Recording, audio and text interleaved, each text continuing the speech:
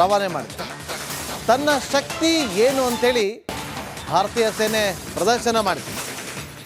ಆ ಮೂಲಕ ಪಾಕಿಸ್ತಾನಕ್ಕೆ ಮತ್ತೊಂದು ಸಂದೇಶವನ್ನು ರವಾನೆ ಮಾಡಿದೆ. ಸೇನೆಯ ಪೂರ್ವ ಕಮಾಂಡ್ನಿಂದ ಕಠಿಣ ತರಬೇತಿಯ ವಿಡಿಯೋ, ಬ್ರಹ್ಮಾಸ್ತ್ರ ತಂಡದಿಂದ ತರಬೇತಿಯ ವಿಡಿಯೋವನ್ನು ಬಿಡುಗಡೆ ಮಾಡಲಾಗಿದೆ. C-17 ಗ್ಲೋಬ್ ಮಾಸ್ಟರ್ ಏರ್ಕ್ರಾಫ್ಟ್ನಿಂದ ತರಬೇತಿ ನಡೆತಾ ಇರುವಂಥ ವಿಡಿಯೋ, ಜಾರ್ಖಂಡ್ನ ರಾಂಚಿಯಲ್ಲಿ ನಡೆದಂಥ ತರಬೇತಿಯ ವಿಡಿಯೋ ಅದು. ಕ್ಷಿಪ್ರ ನಿಯೋಜನೆಯ ಸಾಮರ್ಥ್ಯದ ಅನಾವರಣಗೊಳಿಸಿದೆ ಈ ವಿಡಿಯೋದಲ್ಲಿ.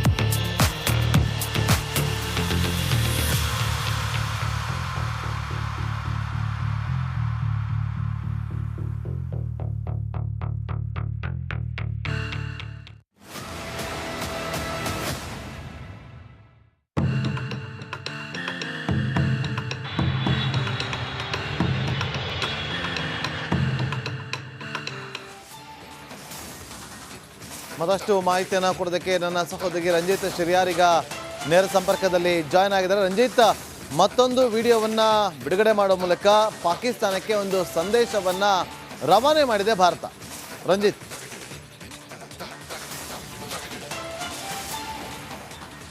ನಾಗೇಂದ್ರ ಬಾಬು, ನೋಡಿ, ಭಾರತ ಮತ್ತು ಪಾಕಿಸ್ತಾನ ಯಾವುದೇ ಹಂತದಲ್ಲೂ ಕೂಡ ಕಂಪೇರ್ ಮಾಡಿಕೊಳ್ಳೋದಕ್ಕೆ ಸಾಧ್ಯವೇ ಇಲ್ಲ. ಭಾರತದಲ್ಲಿ ಇರುವಂಥ ಅತ್ಯಾಧುನಿಕ ಯುದ್ಧ ಸಾಮಗ್ರಿಗಳು, ಭಾರತದಲ್ಲಿ ಇರುವಂಥ ಅತ್ಯಾಧುನಿಕ ಮಿಸೈಲ್ಗಳು, ಭಾರತದಲ್ಲಿ ಇರುವಂಥ ಅತ್ಯಾಧುನಿಕ ರಾಕೆಟ್ಗಳು ಪಾಕಿಸ್ತಾನವನ್ನು ಸಂಪೂರ್ಣವಾಗಿ ನಿರ್ನಾಮ ಮಾಡುತ್ತೆ, ಅದು ಕೂಡ ಯಾವುದೇ ಡೌಟ್ ಇಲ್ಲ. ಆದರೆ ಪಾಕಿಸ್ತಾನದಲ್ಲಿ ಇರುವಂಥ ಯುದ್ಧ ಸಾಮಗ್ರಿಗಳು, ಮದ್ದುಗುಂಡುಗಳು, ಬಾಂಬ್ಗಳು, ಯುದ್ಧ ಸಾಮಗ್ರಿಗಳ ಜೊತೆಗೆ ಅಲ್ಲಿರುವಂಥ ರಾಕೆಟ್, ಮಿಸೈಲ್, ಮತ್ತೊಂದು ಇದೆಲ್ಲವನ್ನು ಕಂಪೇರ್ ಮಾಡಿದರೆ ನಾಗೇಂದ್ರ ಬಾಬು, ಕೇವಲ 4 ದಿನಕ್ಕೆ ಮಾತ್ರ ಒಂದು ವೇಳೆ ನಿರಂತರವಾಗಿ ಯುದ್ಧ ನಡೀತು ಅಂಥೇಳಿ ಆದರೆ, ಭಾರತ ಪಾಕಿಸ್ತಾನದ ಮೇಲೆ ಯುದ್ಧ ಮಾಡ್ತು ಅಂಥೇಳಿ ಆದರೆ, ಅಲ್ಲಿ ಪಾಕಿಸ್ತಾನದ ಬಳಿ ಇರುವಂಥ ಶಸ್ತ್ರಾಸ್ತ್ರಗಳು 4 ದಿನಕ್ಕೆ ಎಲ್ಲವೂ ಕೂಡ ಕಲಾಸ ಆಗಿಬಿಡುತ್ತೆ. ಆದರೆ ಭಾರತದ ಬಳಿ ಎಲ್ಲ ರೀತಿಯ ಶೇಖರಣೆ ಇದೆ, ಭಾರತದ ಬಳಿ ಅತ್ಯಾಧುನಿಕ ಮಿಸೈಲ್ಗಳಿದ್ದಾವೆ, ಭಾರತದ ಬಳಿ ರಾಕೆಟ್, ಬಂಕರ್, ಸೇನಾ ವಾಹನಗಳು ಎಲ್ಲವೂ ಕೂಡ ಇದ್ದಾವೆ. ಭಾರತದ ಮೇಲೆ ಸುಮ್ಮನೆ ನೋಡಿ ನಾವು ಹಂಗೆ ಮಾಡಿಬಿಡ್ತೀವಿ, ನಾವು ಅಣ್ವಸ್ತ್ರಗಳನ್ನು, ಸಿಡಿತಲೆಗಳನ್ನು ಹಾರಿಸ್ಬಿಡ್ತೀವಿ, ನಾವು ಇನ್ನೇನೋ ಮಾಡಿಬಿಡ್ತೀವಿ, ಅದರ ಪರಿಣಾಮ ನೀವು ಎದುರಿಸಬೇಕಾಗತ್ತೆ, ಸಿಂಧೂ ನದಿ ನೀರನ್ನು ನೀವು ಬಂದ್ ಮಾಡಿದರೆ ನಾವು ರಕ್ತ ಹರಿಸ್ತೀವಿ ಅಂತೇಳಿ ಎಲ್ಲ ಬೊಗಳೆ ಬಿಡುವಂಥ ಈ ಪಾಕಿಸ್ತಾನದ ಬಳಿ ಏನೂ ಕೂಡ ಗಡಿಸಿಲ್ಲ ಅನ್ನೋದು, ಸೇನೆಯಲ್ಲೇನೂ ಕೂಡ ಗಡಿಸಿಲ್ಲ ಅನ್ನೋದು ಪದೇ ಪದೇ ಸಾಬೀತಾಗ್ತಾ ಇದೆ. ನೋಡಿ, ನಿನ್ನೆ ಅಷ್ಟೇ ಪಾಕಿಸ್ತಾನದ ಆರ್ಮಿಯ 26 ಜನರನ್ನ ಪ್ರತ್ಯೇಕವಾದಿಗಳ ಗುಂಪು ನರಮೇಧ ಮಾಡಿತ್ತು. ಅಂಥ ದುರ್ಬಲ ಪಾಕಿಸ್ತಾನದ ಸೇನೆ, ಪಾಕಿಸ್ತಾನದ ಸೇನಾ ಮುಖ್ಯಸ್ಥ ಅಸೀಂ ಮುನೀರ್, ಭಾರತ ಯಾವಾಗ ನಮ್ಮ ಮೇಲೆ ಅಟ್ಯಾಕ್ ಮಾಡುತ್ತೆ ಅನ್ನೋ ಸಮಯಕ್ಕೆ ತನ್ನ ಇಡೀ ಪರಿವಾರವನ್ನು ಬ್ರಿಟನ್ಗೆ ಕಳಿಸ್ಕೊಡ್ತೇನೆ, ತಾನು 4-5 ದಿನಗಳ ಕಾಲ ಆತನು ಭೂಗತಾಗಿ ಅಷ್ಟೆಲ್ಲ ವಿರೋಧ, ಅಷ್ಟೆಲ್ಲ ಆಕ್ರೋಶ ಎದುರಾದ ಮೇಲೆ ನಿನ್ನೆ ಬಂದು ಮೀಟಿಂಗ್ ಮಾಡ್ತಾನೆ. ಅಂದರೆ ಪಾಕಿಸ್ತಾನ ಎಷ್ಟು ದೌರ್ಬಲ್ಯ ಅಥವಾ ದುರ್ಬಲ ದೇಶ ಅನ್ನೋದನ್ನು ಇದು ಸಾರಿ ಸಾರಿ ಹೇಳುತ್ತೆ. ಆದರೂ ಕೂಡ ತನ್ನ ಮೊಂಡುವಾದವನ್ನು ಭಯೋತ್ಪಾದಕರ ಮೂಲಕ, ನೋಡಿ ಪಾಕಿಸ್ತಾನ ಯಾಕೆ ಹಿಂಗೆ ಮಾಡುತ್ತೆ ಅಂತ ಹೇಳಿದರೆ, ಭಾರತ ದಿನ ದಿನವೂ ಕೂಡ ಜಾಗತಿಕವಾಗಿ ಬಲಿಷ್ಠ ಆಗ್ತಾ ಇದೆ, ಭಾರತ ದಿನ ದಿನವೂ ಕೂಡ ಆರ್ಥಿಕವಾಗಿ ಬಲಿಷ್ಠ ಆಗ್ತಾ ಇದೆ, ಭಾರತ ದಿನ ದಿನವೂ ಕೂಡ ಸೂಪರ್ ಪವರ್ ರಾಷ್ಟ್ರವಾಗಿ ಹೊರಹೊಮ್ಮತಾ ಇದೆ. ಹೀಗೆಲ್ಲ ಇರುವಾಗ ಭಾರತವನ್ನು ಹೇಗಾದರೂ ಕೂಡ ನೈತಿಕವಾಗಿ ಕುಗ್ಗಿಸಬೇಕು ಅನ್ನೋ ಕಾರಣಕ್ಕೋಸ್ಕರ ಭಯೋತ್ಪಾದಕರ ಮೂಲಕ ಕಾಶ್ಮೀರದಲ್ಲಿ ಪದೇ ಪದೇ ಭಾರತವನ್ನು ಕುಕ್ಕುವಂಥ ಕೆಲಸವನ್ನ ಪಾಕಿಸ್ತಾನ ಮಾಡ್ತಾ ಇದೆ. ಈ ಭಯೋತ್ಪಾದಕರಿಗೆ ಈ ಐಸಿಸ್ ಮತ್ತೆ ಲಷ್ಕರ್ ಎ ತೊಯ್ಬಾ ಸಂಘಟನೆ ನೇರವಾಗಿ ಅವ್ರಿಗೆ ಬೇಕಾದಂಥ ಫಂಡಿಂಗ್ ಆಗಿರ್ಬೋದು, ವೆಪನ್ಗಳಾಗಿರ್ಬೋದು, ತರಬೇತಿ ಆಗಿರ್ಬೋದು, ಇವೆಲ್ಲವೂ ಕೂಡ ನೀಡ್ತಾ ಇದೆ, ಪಾಕಿಸ್ತಾನದ ಸೇನೆಗೆ ನೀಡ್ತಾ ಇದೆ ಅನ್ನೋದಕ್ಕೆ ರಿಪಬ್ಲಿಕ್ ಕನ್ನಡದ ಬಳಿ ಎವಿಡೆನ್ಸ್ ಇದೆ. ರಿಪಬ್ಲಿಕ್ ಬಳಿ ಸಂಪೂರ್ಣವಾದಂಥ ಇವರ ಮುಖವಾಡ ನಮ್ಮ ಬಳಿ ಇದೆ, ಮುಖವಾಡವನ್ನು ಕಳಿಸಿದ್ದೀವಿ ನಾವು ಈಗಾಗಲೇ.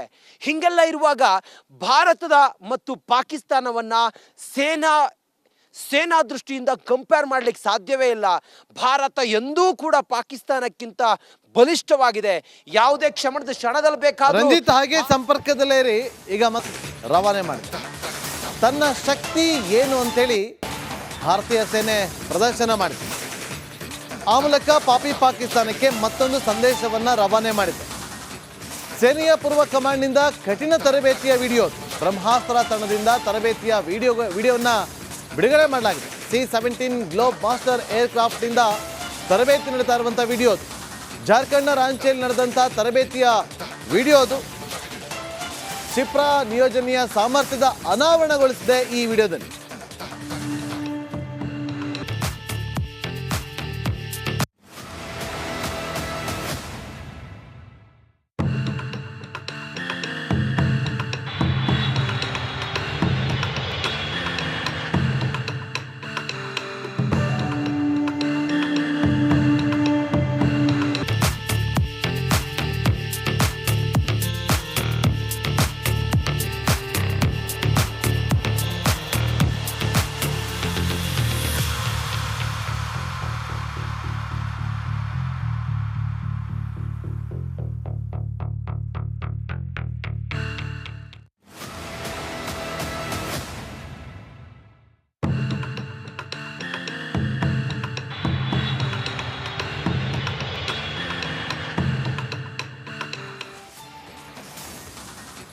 ಮತ್ತಷ್ಟು ಮಾಹಿತಿಯನ್ನು ಕೊಡೋದಕ್ಕೆ ನನ್ನ ಸಹೋದರಿ ರಂಜಿತ್ ಶಿರ್ಯಾರ್ ಈಗ ನೇರ ಸಂಪರ್ಕದಲ್ಲಿ ಜಾಯ್ನ್ ಆಗಿದ್ದಾರೆ. ರಂಜಿತ್, ಮತ್ತೊಂದು ವಿಡಿಯೋವನ್ನು ಬಿಡುಗಡೆ ಮಾಡೋ ಮೂಲಕ ಪಾಕಿಸ್ತಾನಕ್ಕೆ ಒಂದು ಸಂದೇಶವನ್ನು ರವಾನೆ ಮಾಡಿದೆ ಭಾರತ. ರಂಜಿತ್,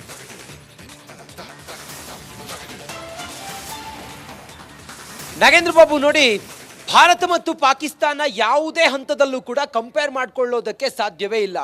ಭಾರತದಲ್ಲಿ ಇರುವಂಥ ಅತ್ಯಾಧುನಿಕ ಯುದ್ಧ ಸಾಮಗ್ರಿಗಳು, ಭಾರತದಲ್ಲಿ ಇರುವಂಥ ಅತ್ಯಾಧುನಿಕ ಮಿಸೈಲ್ಗಳು, ಭಾರತದಲ್ಲಿ ಇರುವಂಥ ಅತ್ಯಾಧುನಿಕ ರಾಕೆಟ್ಗಳು ಪಾಕಿಸ್ತಾನವನ್ನು ಸಂಪೂರ್ಣವಾಗಿ ನಿರ್ನಾಮ ಮಾಡುತ್ತೆ, ಅದು ಕೂಡ ಯಾವುದೇ ಡೌಟ್ ಇಲ್ಲ. ಆದರೆ ಪಾಕಿಸ್ತಾನದಲ್ಲಿ ಇರುವಂಥ ಯುದ್ಧ ಸಾಮಗ್ರಿಗಳು, ಮದ್ದುಗುಂಡುಗಳು, ಬಾಂಬ್ಗಳು, ಯುದ್ಧ ಸಾಮಗ್ರಿಗಳ ಜೊತೆಗೆ ಅಲ್ಲಿರುವಂಥ ರಾಕೆಟ್, ಮಿಸೈಲ್, ಮತ್ತೊಂದು ಇದೆಲ್ಲವನ್ನು ಕಂಪೇರ್ ಮಾಡಿದರೆ ನಾಗೇಂದ್ರ ಬಾಬು, ಕೇವಲ 4 ದಿನಕ್ಕೆ ಮಾತ್ರ ಒಂದು ವೇಳೆ ನಿರಂತರವಾಗಿ ಯುದ್ಧ ನಡೀತು ಅಂಥೇಳಿ ಆದರೆ, ಭಾರತ ಪಾಕಿಸ್ತಾನದ ಮೇಲೆ ಯುದ್ಧ ಮಾಡ್ತು ಅಂಥೇಳಿ ಆದರೆ, ಅಲ್ಲಿ ಪಾಕಿಸ್ತಾನದ ಬಳಿ ಇರುವಂಥ ಶಸ್ತ್ರಾಸ್ತ್ರಗಳು 4 ದಿನಕ್ಕೆ ಎಲ್ಲವೂ ಕೂಡ ಕಲಾಸ ಆಗಿಬಿಡುತ್ತೆ. ಆದರೆ ಭಾರತದ ಬಳಿ ಎಲ್ಲ ರೀತಿಯ ಶೇಖರಣೆ ಇದೆ, ಭಾರತದ ಬಳಿ ಅತ್ಯಾಧುನಿಕ ಮಿಸೈಲ್ಗಳಿದ್ದಾವೆ, ಭಾರತದ ಬಳಿ ರಾಕೆಟ್, ಬಂಕರ್, ಸೇನಾ ವಾಹನಗಳು ಎಲ್ಲವೂ ಕೂಡ ಇದ್ದಾವೆ. ಭಾರತದ ಮೇಲೆ ಸುಮ್ಮನೆ ನೋಡಿ ನಾವು ಹಂಗೆ ಮಾಡಿಬಿಡ್ತೀವಿ, ನಾವು ಅಣ್ವಸ್ತ್ರಗಳನ್ನು, ಸಿಡಿತಲೆಗಳನ್ನು ಹಾರಿಸ್ಬಿಡ್ತೀವಿ, ನಾವು ಇನ್ನೇನೋ ಮಾಡಿಬಿಡ್ತೀವಿ, ಅದರ ಪರಿಣಾಮ ನೀವು ಎದುರಿಸಬೇಕಾಗತ್ತೆ, ಸಿಂಧೂ ನದಿ ನೀರನ್ನು ನೀವು ಬಂದ್ ಮಾಡಿದರೆ ನಾವು ರಕ್ತ ಹರಿಸ್ತೀವಿ ಅಂತೇಳಿ ಎಲ್ಲ ಬೊಗಳೆ ಬಿಡುವಂಥ ಈ ಪಾಕಿಸ್ತಾನದ ಬಳಿ ಏನೂ ಕೂಡ ಗಡ್ಸಿಲ್ಲ ಅನ್ನೋದು, ಸೇನೆಯಲ್ಲೇನೂ ಕೂಡ ಗಡ್ಸಿಲ್ಲ ಅನ್ನೋದು ಪದೇ ಪದೇ ಸಾಬೀತಾಗ್ತಾ ಇದೆ. ನೋಡಿ, ನಿನ್ನೆ ಅಷ್ಟೇ ಪಾಕಿಸ್ತಾನದ ಆರ್ಮಿಯ 26 ಜನರನ್ನ ಪ್ರತ್ಯೇಕವಾದಿಗಳ ಗುಂಪು ನರಮೇಧ ಮಾಡಿತ್ತು. ಅಂಥ ದುರ್ಬಲ ಪಾಕಿಸ್ತಾನದ ಸೇನೆ, ಪಾಕಿಸ್ತಾನದ ಸೇನಾ ಮುಖ್ಯಸ್ಥ ಅಸೀಂ ಮುನೀರ್, ಭಾರತ ಯಾವಾಗ ನಮ್ಮ ಮೇಲೆ ಅಟ್ಯಾಕ್ ಮಾಡುತ್ತೆ ಅನ್ನೋ ಸಮಯಕ್ಕೆ ತನ್ನ ಇಡೀ ಪರಿವಾರವನ್ನು ಬ್ರಿಟನ್ಗೆ ಕಳಿಸ್ಕೊಡ್ತೇನೆ, ತಾನು 4-5 ದಿನಗಳ ಕಾಲ